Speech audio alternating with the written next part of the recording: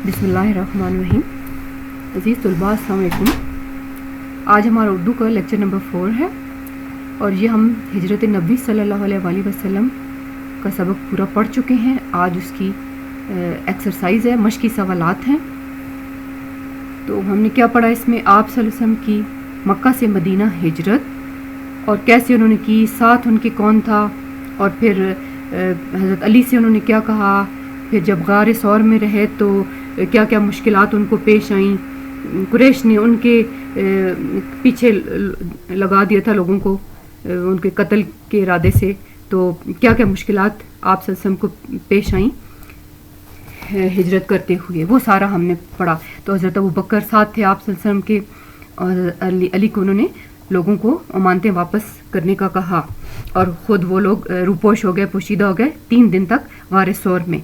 फिर सुराका बिन जाशम पीछे से जाता है वो कत्ल के इरादे से, तो वो कैसे अपने आप को सरेंडर करता है, तौबा कर लेता है इस इरादे से अपने, और इरादा मुनक़ता कर देता है आपको कत्ल करने का। तो ये सारा आपने पढ़ा। आज हम इसके मश्की सवालात करेंगे। सवाल नंबर 1 क्या है, मुख्तसर जवाब दें। इसमें आपने बिल्कुल टू द पॉइंट आंसर देना होता है, जो बात पूछी जाए, ज़्यादा नहीं लिखना होता है बोर्ड में, मतलब जितना रिक्वायर्ड है, जितना क्वेश्चन है उसी का आंसर देना है, दैट्स इट। अच्छा, सवाल नंबर 1 है, हिजरत नबी सल्लल्लाहु अलैहि वसल्लम से क्या मुराद है। हिजरत नबी सल्लल्लाहु अलैहि वसल्लम से मुराद आप सल्लल्लाहु अलैहि वसल्लम का मक्का छोड़कर मदीना की तरफ हिजरत करना है। अगला क्वेश्चन है, इस तरह आप लिख लें अपने वर्ड्स में।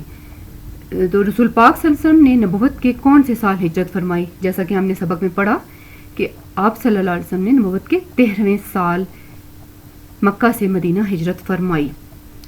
हज़रत अमीर रज़ी अल्लाह ताला अन्हु से कौन सी शख्सियत मुराद है। हज़रत अमीर रज़ी अल्लाह ताला अन्हु से मुराद हज़रत अली रज़ी अल्लाह ताला अन्हु हैं, जिन्हें फातिह खैबर भी कहा जाता है। अच्छा, नेक्स्ट है, रसूल पाक सल्लल्लाहु अलैहि वसल्लम ने हज़रत अली रज़ी अल्लाह ताला अन्हु से क्या फरमाया।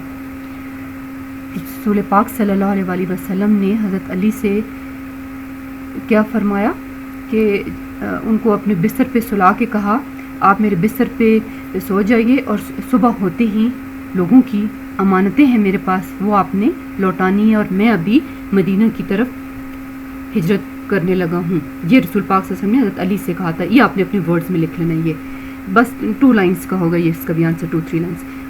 नेक्स्ट है, हज़रत अस्मा रज़ी अल्लाह ताला अन्हा कौन थी। हज़रत अस्मा रज़ी अल्लाह ताला अन्हा हज़रत अबू बकर रज़ी अल्लाह ताला अन्हु की साहबजादी थी और हज़रत आयशा सिद्दीक़ा की बड़ी हमशीरा भी थी। तो ये वही थी जिनका जिक्र है कि खाना पहुँचाती थी गार सौर में ना, 3 दिन तक वो खाना बना के पहुँचाती थी। नेक्स्ट है, कुरैश ने रसूल पाक सल्लल्लाहु अलैहि वसल्लम और हज़रत अबू बकर रज़ी अल्लाह ताला अन्हु को गिरफ्तार करने का क्या इनाम मुकर्रर किया। कुरैश ने हज़रत मोहम्मद सल्लल्लाहु अलैहि वसल्लम और हज़रत अबू बकर रज़ी अल्लाह ताला अन्हु को गिरफ्तार करने का इनाम 1 खून बहा के बराबर यानी 100 ऊँट मुकर्रर किया। नेक्स्ट है, सुराका बिन जाशम कैसे ताइब हुआ, यानी कैसे उसने अपने इस इरादे की, इस गुनाह जो करने जा रहा था उसे तौबा कैसे की। ताइब का मतलब होता है तौबा करने वाला, कैसे वो ताइब हुआ। कुरैश ने चूँकि इनाम रखा होता 1 खून बहा 100 ऊँट के बराबर, तो वो इस इनाम की लालच की वजह से रसूल पाक सल्लल्लाहु अलैहि वसल्लम के कत्ल के लिए चल पड़ा, और जब वो पहुंचा तो उसका घोड़ा गिर गया। जब तरकश से फाल निकाला उसने, तो उसमें जवाब में नहीं आया। फिर उसने जब सोचा इनाम बहुत बड़ी रकम है, तो फिर उसको फाल को के जवाब को नज़रअंदाज करते हुए दोबारा चल पड़ा। दोबारा उसके घोड़े धंस गया, उसके पाँव ज़मीन तक धंस गए, और दोबारा फाल निकाली तो नहीं निकला। जब बार बार यही जवाब आ रहा नहीं का, तो उसने समझ लिया कि ये कोई और ही बात है, और उसने तौबा कर ली और फिर माफ़ी मांग ली रसूल पाक सल्लल्लाहु अलैहि वसल्लम ने।